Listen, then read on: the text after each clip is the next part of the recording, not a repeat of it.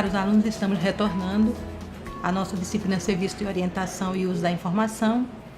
Essa é a segunda competência e nela nós vamos trabalhar as etapas do serviço de referência e a prática do profissional técnico em biblioteconomia no setor de referência. Então é importante a gente registrar que todo o trabalho que é desenvolvido em uma biblioteca ou unidade de informação deve ser destinado aos usuários. E, por conta disso, vamos ter sempre como foco um atendimento eficiente, que possa atender às suas necessidades de informação. Então, como seria esse atendimento? Grogan, ele propõe 8 passos, que são considerados passos essenciais nos processos do serviço de referência. Então, esses 8 passos seriam, primeira questão seria o problema. Segundo, a necessidade de informação. Terceiro, a questão inicial. Quarto, a questão negociada. Quinto, a estratégia de busca. Sexto, o processo de busca. Em sétimo lugar, teríamos a resposta e, por último, teríamos a solução. Vamos entender como é que se daria a questão do problema. O problema, ele sempre vai surgir a partir de um problema que desperta a atenção de um usuário. Esse problema pode ser por conta de uma necessidade de informação ou de uma curiosidade sobre determinado assunto quando o usuário procura a biblioteca. A necessidade de informação, então, estaria relacionada à questão da explicitação do problema pelo usuário. Então, ele tenta passar aquela informação que ele está buscando de forma que pareça clara para o bibliotecário ou a equipe que está trabalhando no serviço de referência. Sempre vai existir, a questão inicial, que seria a forma como ele formula aquela questão e como ele pede auxílio ao bibliotecário. E é a partir dessa questão inicial que dá-se início ao processo de referência.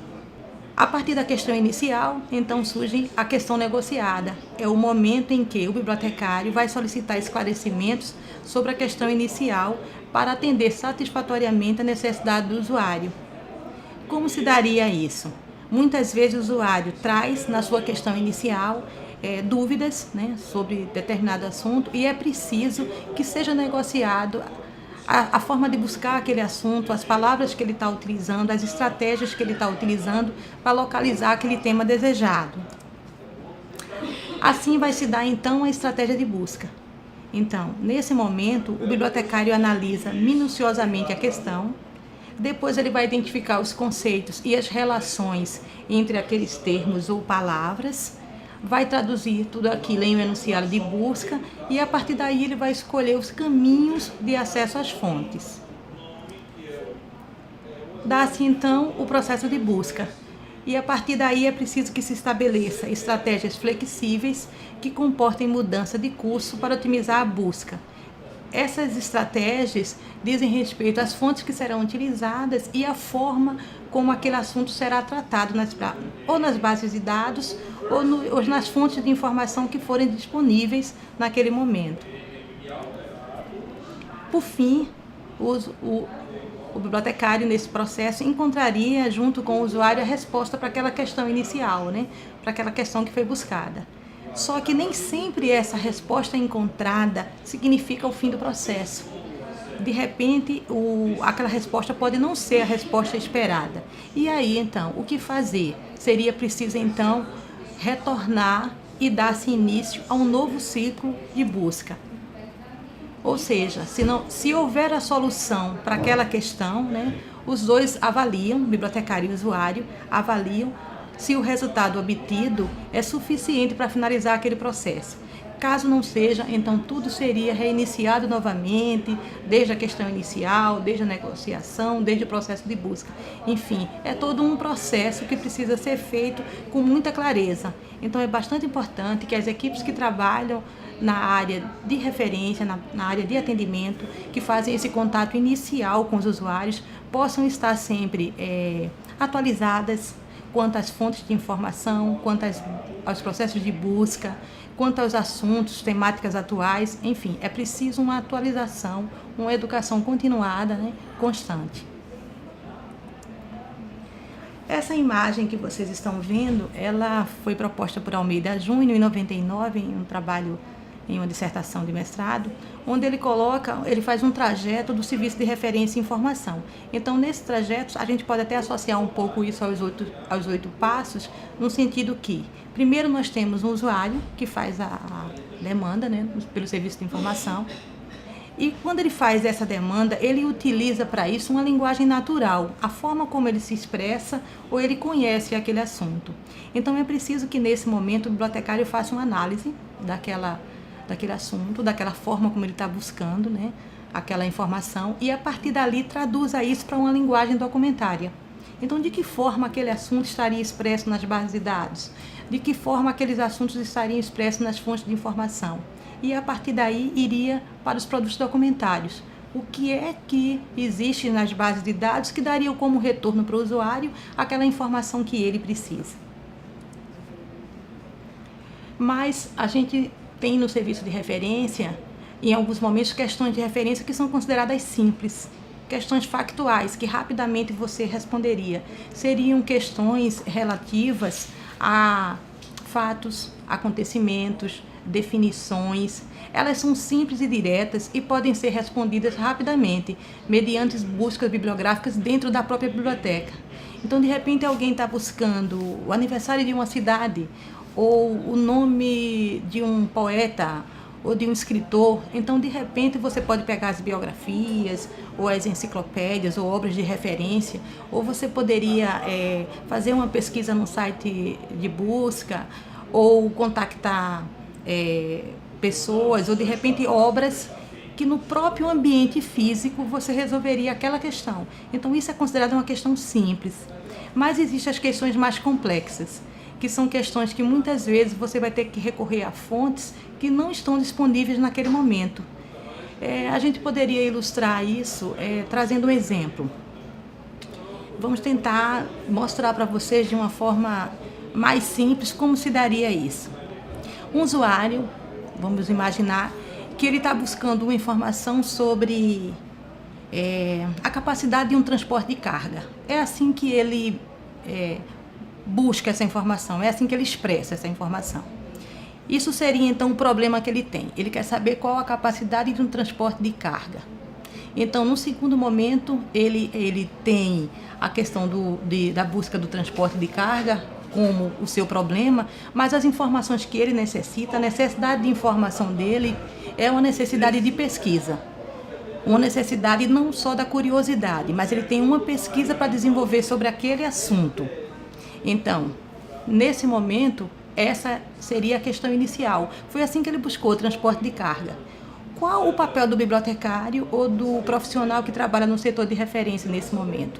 É fazer um contato mais próximo para tentar negociar essa questão.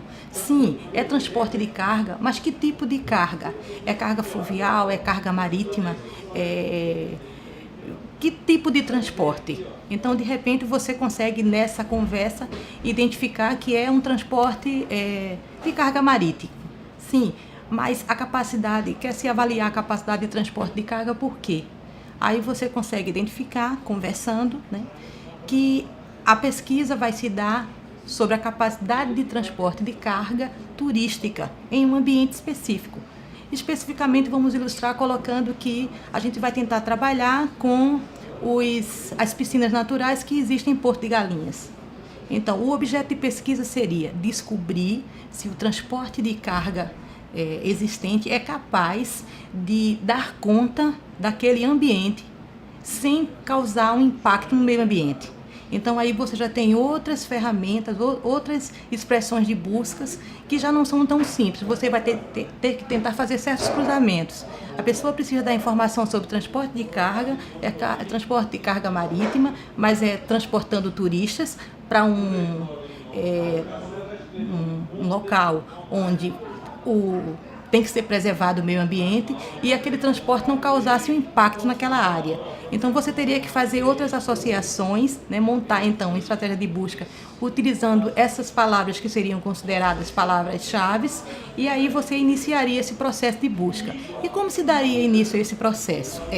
Onde buscar esses assuntos? Que base de dados trabalhariam sobre aquilo? Quais os escritores que são recomendados? Então, você vai buscar só em português, você vai buscar essa palavra em inglês, você vai tentar buscar em base de dados de turismo, base de dados de ecologia, base de dados de meio ambiente, que tipo de bases você utilizaria para fazer essa busca?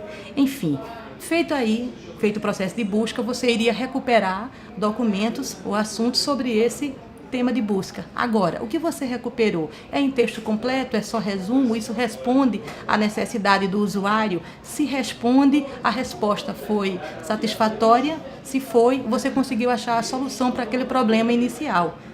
Caso contrário, todo o processo seria reiniciado. É esse o exemplo que a gente poderia dar com relação às questões de referências mais complexas. Mas, bom, então por conta disso, em função de existir questões simples e complexas, as bibliotecas devem manter em sua equipe pessoas capazes de lidar com diferentes tipos de questões e de usuários. Então, algumas funções elas são essenciais no serviço de referência. Nós temos a função de acolher, informar, formar e orientar. Acolher é aquele processo de acolhida, quando você recebe com simpatia, enfim, com aquelas qualidades que são inerentes a quem trabalha com a parte de referência. Informar é quando você tenta mostrar para ele as fontes que você dispõe e como você poderia utilizá-lo. Formar quando você consegue capacitá-lo para uso de uma ou outra ferramenta que a biblioteca disponha. E orientar é quando você tenta ou encaminhá-lo ou desenvolver algum tipo de atividade, algum treinamento, alguma coisa para que o usuário realmente possa se sentir até certo ponto autônomo. O serviço de referência, com a era digital, ele sofreu uma série de alterações, né? Na verdade, do ponto de vista da essência, o serviço de referência digital ainda mantém as características do atendimento presencial, mas o que valoriza o serviço de referência é a possibilidade dele servir como portal para outras fontes de informação. Também buscar atrair um maior número de usuários e auxiliar na recuperação da informação em menor tempo.